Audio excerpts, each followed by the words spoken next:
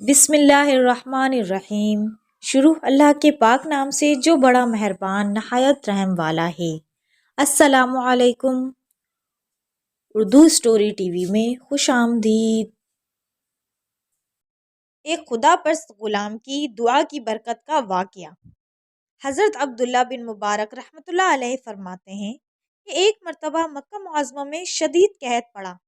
لوگ نماز استسقاء کے لیے میدان عرفات میں جمع ہوتے رہے، لیکن کسی طرح قحط کے آثار کم نہ ہوئے۔ برابر ایک ہفتہ اسی طرح گزر گیا۔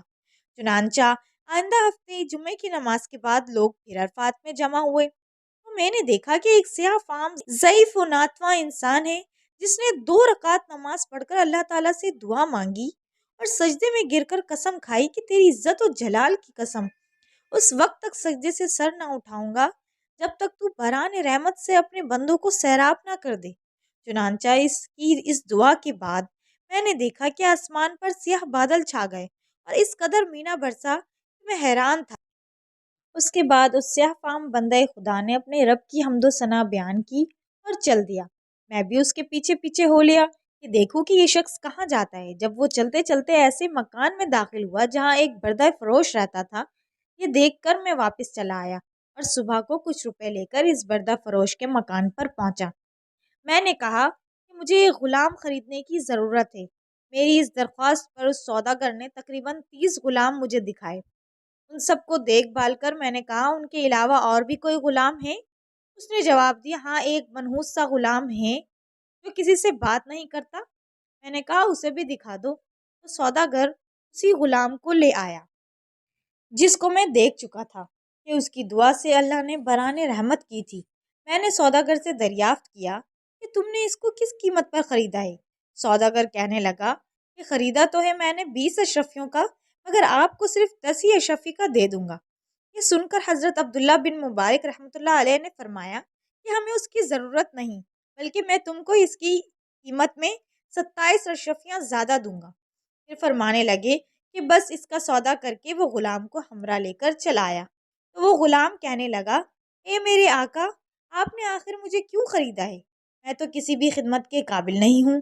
میں نے عرض کیا کہ میں نے تم کو اس لیے خریدا ہے کہ میں تمہارا خادم بنوں اور تم میرے مالک۔ میری اس بات پر غلام نے دریافت کیا کہ آپ ایسا کیوں کر رہے ہیں؟ اس پر میں نے عرض کیا کہ میں کل تمہاری کرامت دیکھ چکا ہوں۔ اللہ نے تمہاری دعا قبول فرمائی اور اپنی رحمت کی بارش کر دی جس کے لیے مخلوق پریشان تھی۔ اس نے کہا، دریافت کیا کہ کیا واقعی آپ نے ایسا دیکھا ہے؟ میں نے کہا ہاں۔ اس کے بعد اس نے دریافت کیا کہ کیا آپ مجھے آزاد کرتے ہیں؟ میں نے کہا کہ تو اللہ کے واسطے آزاد ہے۔ اس کے بعد میں نے غیبی آواز سنی کہ اے بن مبارک، تجھے بشارت ہو، اللہ نے تیری مغفرت فرما دی۔ بعد میں اس غلام نے کامل وضو کر کے 2 رکعت نماز پڑھی اور کہا کہ اس چھوٹے آقا کی آزادی پر تو اللہ کا شکر ہے، مگر اللہ تبارک و تعالیٰ کے آزاد کرنے پر اس کا شکر کس طرح ادا کروں؟ اس کے بعد دوبارہ وضو کر کے اس نے 2 رکعت نماز ادا کی اور دونوں ہاتھ آسمانوں کی طرف اٹھا کر دعا مانگی کہ الہی، تجھے معلوم ہے کہ میں نے 30 سال تک کی تیری عبادت کی اور تیرے درمیان عہد تھا کہ تو میرا پردہ فاش نہ کرے گا، اگر اب جب کہ یہ راز کھل گیا تو میری روح قبض کر کے اپنے پاس بلا لے۔ جب دیکھا تو اس کی روح پرواز کر چکی تھی۔ حضرت عبداللہ بن مبارک رحمۃ اللہ علیہ فرماتے ہیں کہ میں نے اس کو معمولی کفن دیا اور نماز پڑھ کر دفن کر دیا۔ بس جب میں سویا تو کیا دیکھتا ہوں، 2 خوبصورت بزرگ عمدہ سا لباس پہنے، ان میں سے ایک صاحب نے مجھ سے فرمایا، اے ابن مبارک، کیا تجھے اللہ تعالیٰ سے شرم نہیں آئی؟ اور یہ کہہ کر جب وہ چلے تو میں نے دریافت کیا کہ آپ کون ہیں؟